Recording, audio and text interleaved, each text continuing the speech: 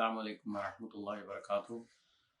اللهم أرنا الحق حقا وارزقنا اتباعه وأرنا الباطل باطلا وارزقنا اجتنابه اللهم اغفر لنا وارحمنا وارض عنا وتقبل منا وأدخلنا الجنة ونجنا من النار وأصلح لنا شأننا كله. Today inshallah we'll recite Hadith 3383.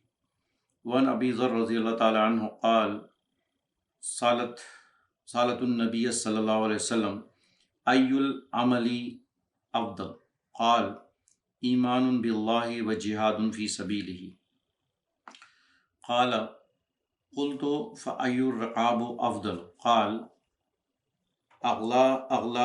أغلاها ثمنا فأنفسها عند أهلها قلت فإن لم أفعل قال تعين صانعا أو تصنع لأخرق قلت فإن لم أفعل قال تدعو الناس من الشر فإنها صدقة تصدق بها على نفسك متفق عليه.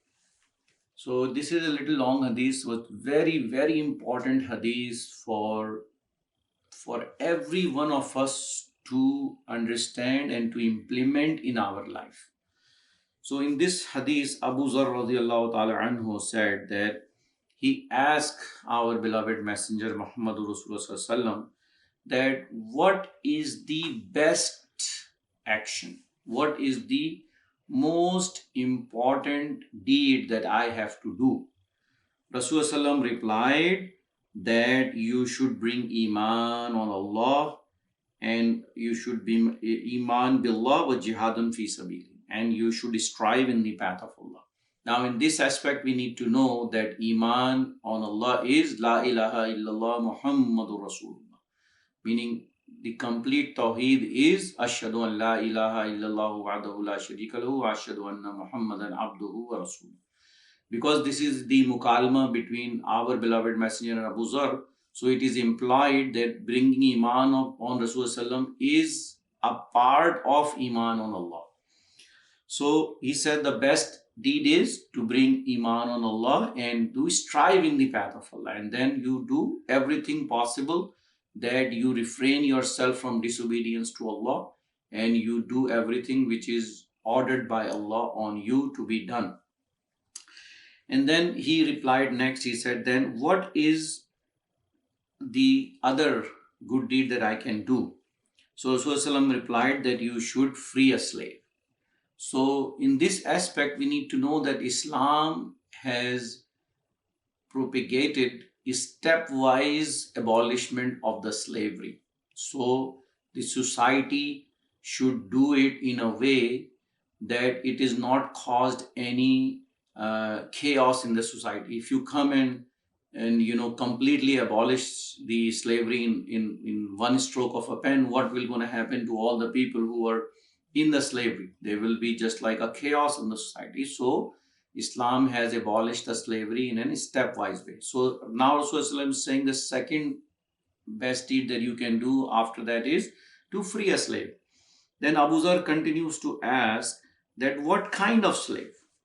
So Rasulullah says that the slave who is very valuable and you really love him. So he's very good and protective to you and you let him free. You let him free. So this is a very blessed act in the eyes of Allah, that you make people free. Do not make them slave. Now in this day and age, still the wealthy nations are trying to make slave the poor nation by putting in debt. So we advise that people who are wealthy, they let go the debt that they have and forgive the debt. Same way the wealthy nations should let the poor nation let the debt go, so the whole universe will be a better place. Because if there is discrimination on the basis of wealth, it will cause chaos in the society. So Rasulullah is even mentioning that what kind of slave you should free, because that is which is very valuable and which is very beloved to you. And then Abu Dharr asked that if I cannot do so, because human beings and you love someone and he is very good to you, you don't want to let them go. Then Rasulullah advised him that you should help doing something good. And it is a general statement, help everyone to do good.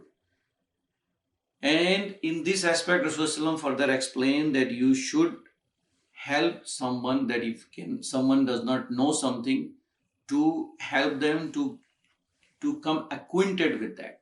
So if someone doesn't know how to read and write, you teach them how to read and write. This is a very good act.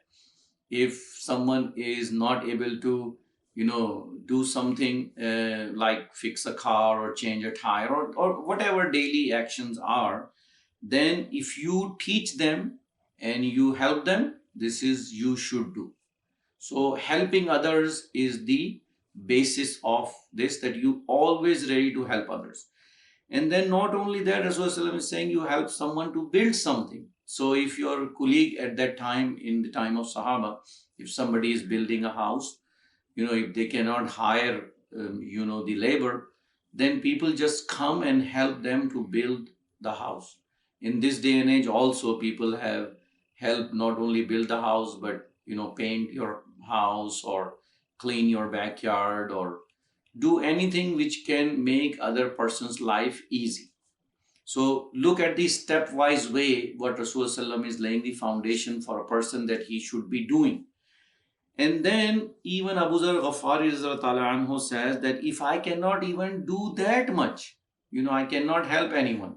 Maybe there is some handicap with a person that he cannot help other. Then look at how beautiful advice our beloved messenger has given. He says, then you should protect other people from your own evil. You protect other people from your own evil. And if you do so, this is a sadaqah on yourself. And this sadaqah will pay you later. And what is the evil that can affect other people around you? It is your anger. It is your rage. It is your tongue that says something which is inappropriate to other people. It is, nowadays we can say, your ill messages that you send on your phone, or your email that you send someone, or you propagate a bad message on your groups, whatever the WhatsApp group you have, and you keep on spreading an evil message, or a sexually explicit message, or something which is absolutely inappropriate, absolute lie. So this is such a big thing in this day and age that Rasulullah is saying that you make sure you do not harm other people with your own evil, but if you do so, you actually protecting your own self. You are doing sadaqah on your own self.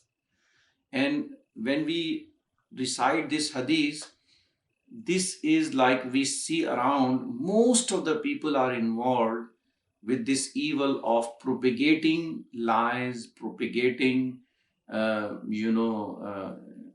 profanity, propagating things on the phones, on the internet, without realizing that how much evil they are spreading.